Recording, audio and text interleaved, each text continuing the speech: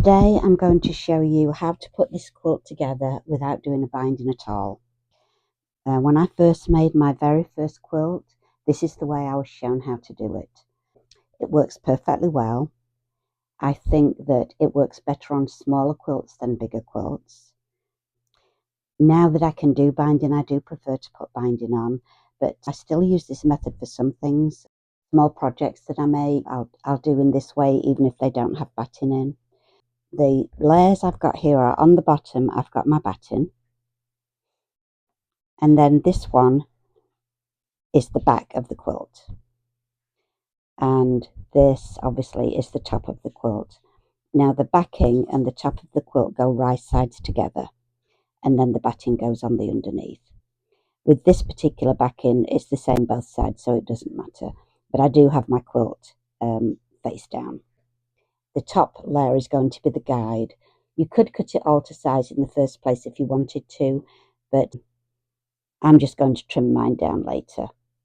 Now you do have to leave a spot on this quilt to turn it, and I'm going to put that spot on the bottom, and in the meantime I'm just going to pin this around to hold everything in place. And I'm going to sew it from this direction because this is my square edge of my quilt that's going to be my guide. And also I want the batting to be on the underneath, because if you try and sew batting with it this way up, then this all gets caught in the needle and in the foot, and it's just a lot of hassle. So all I'm doing is quickly pinning this around the edges just to hold it in place.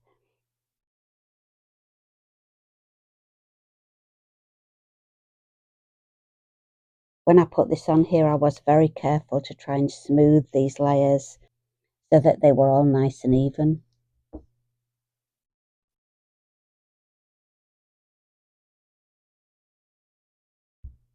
So hopefully I won't have any problems. I just need a couple more pins.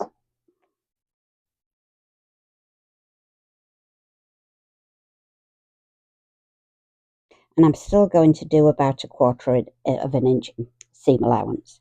So here at the bottom, between these two pins, this is the part I'm going to leave open for turning it through. And I think that for this quilt, I think that will be a big enough space. So let me just move those out of the way.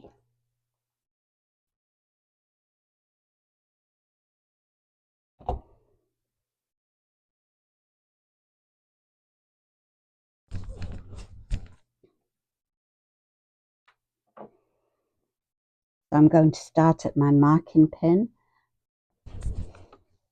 which is this one, to show me where my opening is going to be. 1/4 of an inch seam allowance, using this top layer as my guide. And I'm going to do the stitching on about 2.5, a little bit bigger than with if I'm just doing ordinary quilting. And I'm just going to sew around.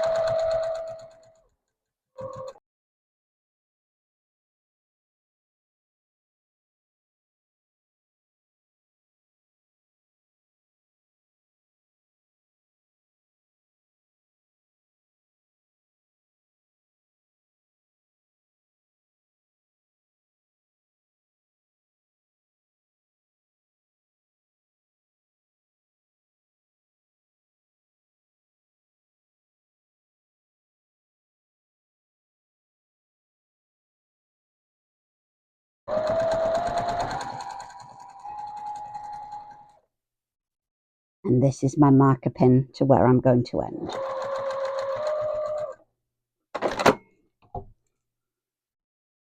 So that's sewn all the way around. There's my opening for turning it. But before I turn it, I'm going to trim the edges off all of these sides.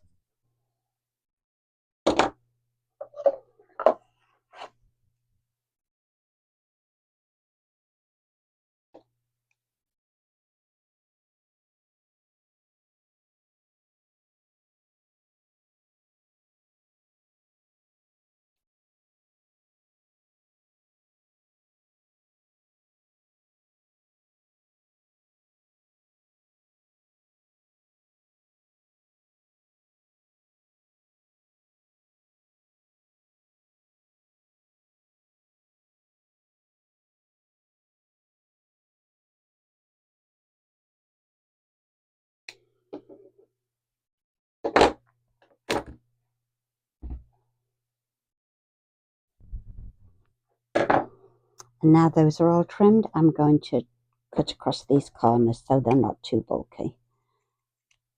Close to the stitching, but be careful not to cut the stitching.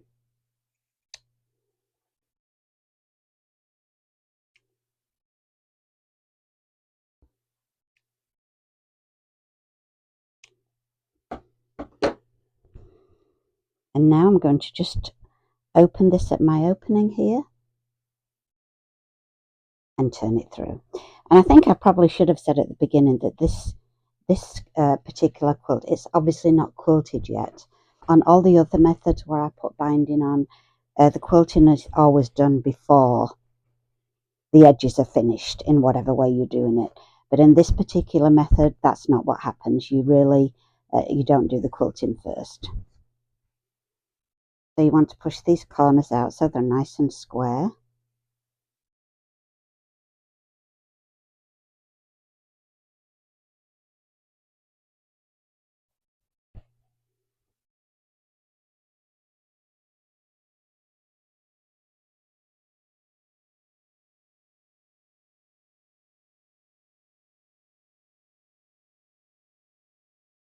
And then just flatten this out.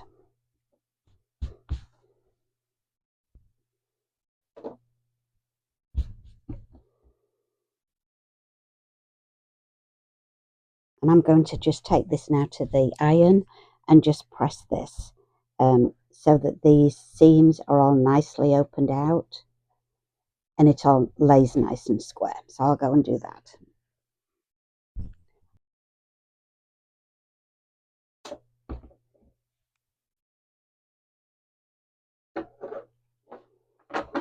Alright, so I've pressed that all out. I think that looks pretty good. At the bottom edge here, I have ironed these, trying to get them in a straight line. A little bit fiddly that sometimes to get this edge just to be straight. So I try to press it with the iron because it just helps it to stay straighter. And then I'm just going to put some clips along there.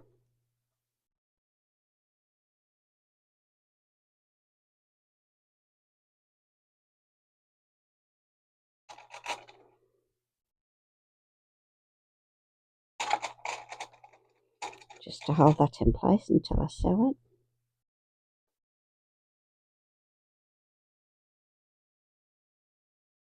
Okay, so once you've got that done, all you need to do now is do a little slip stitch along here, and I'll show you how to do that. And then it's really ready for you to do your quilting. So let's go ahead and do that slip stitch on there.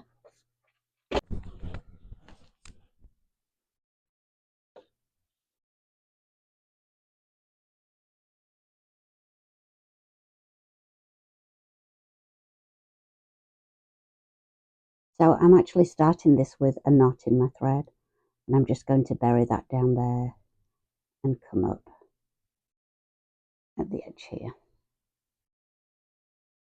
And so when you're doing any stitching like this, the idea is to have it where your stitch runs along, for that to be in the fabric. So you just have a very straight and small line on the top. So I'm going to put that in directly opposite where my thread comes out. And then I'm going to carry it along a little way through there. Bring it out. And then again, go opposite where the thread came out into the other side. Carry it along under the fabric. Because if you do it where you go further along, so your thread is carried on the outside, then that's when your stitches, look big and show. But this way you hardly see any stitch. There's hardly anything there to be seen.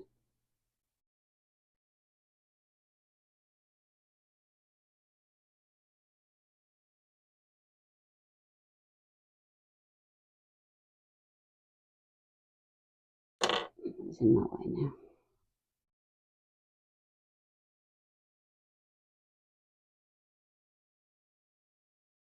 So you want to put your needle in opposite where your thread came out. Carry it under your fabric. pull it out, and again back into this side directly opposite. That way you have the smallest amount of thread on the outside. All the thread movement is on the inside of the quilt where it doesn't show.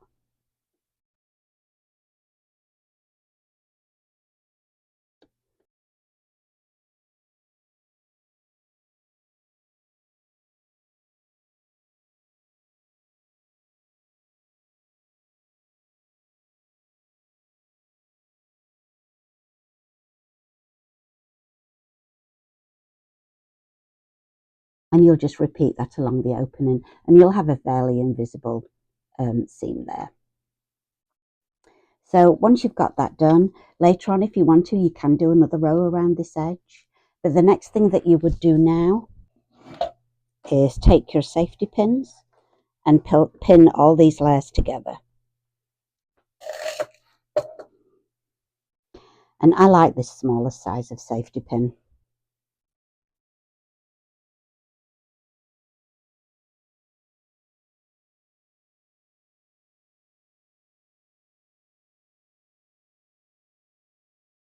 And once you've got that pinned, you can decide what pattern you want to put on there. And I don't know what pattern I'm going to put on here yet. I think I'll probably do some following the edge of the fan, and then I guess I'll just decide as I go along. It feels like I seem to say that quite often, but I guess it's just the way I like to sew.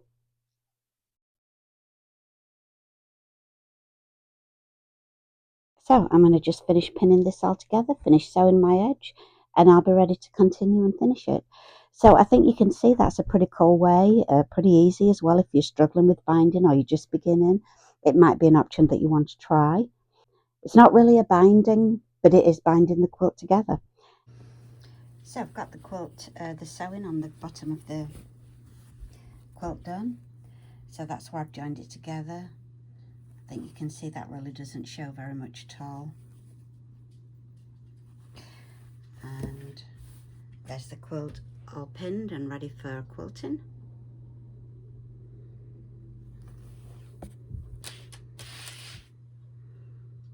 On the back. So I just have to decide what to quilt it with now. So I hope you've liked this, and it gives you another option to try out. If you liked it, please like and subscribe, and I'll have more quilting and Sashiko ideas in other videos. Thanks for watching.